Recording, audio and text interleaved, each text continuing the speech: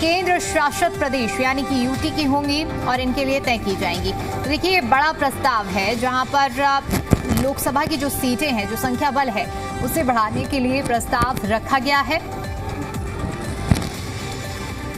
जिसके तहत देख लीजिए, अभी आपको बता देते हैं कि जो प्रस्ताव है, प्रस्ताव में जो कुल सीटें बढ़ाकर कितनी संख्या रखने की बात कही है, ये 850, जिनमें से 815 सीटें राज्यों के लिए रखने की बात इस नोटिफिकेशन में कही गई है। आप देख सकते हैं, ये नोटिफिकेशन आपकी स्क्रीन पर भी है, जहां आप देखिए किस तरह से लोकसभा में कुल जो संख्या है, संख्या बढ़ाने का जो प्रस्ताव रखा गया है, ये प्रस्ताव आप देख सकते हैं। प्रस्ताव के मुताबिक कुल 850 सीटें, जिनमें से 815 सीटें राज्यों के लिए आवंटित करने की बात कही गई है इस नोटिफिकेशन में। तो ये आपको हम दिखा रहे हैं वो नोटिफिकेशन, जिसमें 35 सीटें केंद्र शासित प्रदेशों यानी कि यूटी के लिए भी तय करने की बात कही गई है। ये महत्वपूर्ण अपडेट आपको दे रहे हैं। ये बड़ा बदलाव लोकसभा की सीटों में करने के लिए नोटिफिकेशन सामने आया है।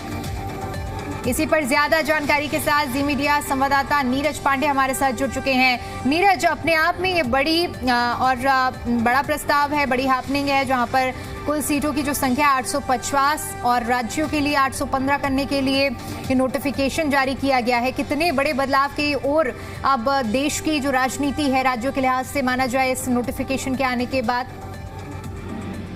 देखिए, भारत सरकार कानून मंत्रालय की तरफ से ये प्रस्ताव रखा गया है कि जो सेशन अभी आएगा उसमें बाकायदा संविधान संशोधन बिल रखा जाएगा और उस बिल में 3 महत्वपूर्ण बातें होंगी। जो महिला आरक्षण बिल के साथ ही लोकसभा सीटें बढ़ाने का प्रस्ताव होगा। इसके अलावा एक जनगणना 2011 के आधार पर अगला लोकसभा चुनाव कराने की और महिला आरक्षण लागू करने का भी प्रस्ताव होगा।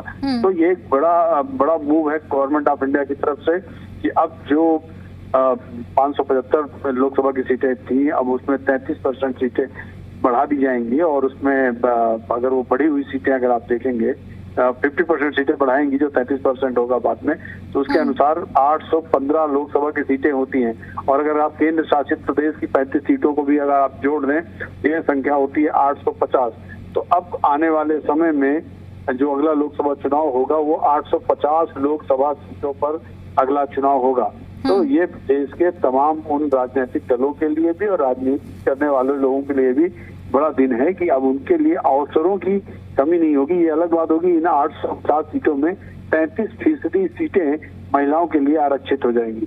जी बिल्कुल नीरज, क्योंकि ये तो स्पष्ट है कि 33% सीट महिलाओं के लिए आरक्षित करने का मन तो 2023 में हमने देख लिया था, नारी शक्ति वंदन अधिनियम जब सामने आया था। और निश्चित तौर पर ये राज्यों के लिहाज से ये बड़ी खुशखबरी होगी, क्योंकि कई ऐसी लोकसभाएं हैं जहां पर कैपेसिटी से ज्यादा एक कह सकते हैं स्ट्रेंथ इस वक्त है। अगर हाल फिलहाल में एक एग्जाम्पल के तौर पर हम गौतम बुद्ध नगर की सीट पे ही देखें, यहाँ पर भी देखिए संख्या बल जो लोगों का वो कितना ज्यादा है। ऐसे में अगर ये बदलाव किया जाता है तो एक अच्छी दिशा में, यानी कि लोगों को सुविधाएं भी सही से मिल पाएंगी, इस लिहाज से भी इसे महत्वपूर्ण माना जाए। जी बिल्कुल, बहुत महत्वपूर्ण माना जाए। जैसे ग्रेटर नोएडा 2 अलग अलग जगह हैं, लेकिन बहुत बड़ी संख्या में डेंसिटी में यहाँ पब्लिक रहती है। तो हो सकता है आने वाले समय में 2 सीटें हो जाएं, एक नोएडा रह जाए और एक ग्रेटर नोएडा हो जाए। इसी तरह आप देखें तो गाजियाबाद बहुत डेंसिटी वाला इलाका है, तो गाजियाबाद में भी 2 लोकसभा की सीटें हो सकती हैं। जो बहुत सारे ऐसे इलाके हैं, जैसे उत्तर प्रदेश की अगर आप बात करें, उत्तर प्रदेश में यदि 80 लोकसभा सीटें हैं और 40 लोकसभा सीटें उसमें और प्लस हो जाएंगी, तो अब 120 की हो जाएंगी। दिल्ली जैसे 7 लोकसभा सीटें हैं, 7 लोकसभा सीटों में आप समझिए करीब 4 सीटें और बढ़ जाएंगी। तो ये आप 11 लोकसभा की सीटें दिल्ली जैसे राज्य में हो जाएंगी। तो ऐसे करते हुए हर राज्य में जहां पर जितनी सीटें हैं उसकी 50% सीटें प्लस कर दी जाएंगी। तो लोगों को बहुत ज्यादा अवसर मिलेगा और सबसे बड़ी बात है कि अगला जो लोकसभा चुनाव होगा वो देश की महिलाओं के नाम पर होगा, यानी कि 33% आरक्षण जो नारी शक्ति वंदन अधिनियम विधेयक पास किया गया था 2023 में, अब उसको सही मायने में लागू करने का समय आ गया है।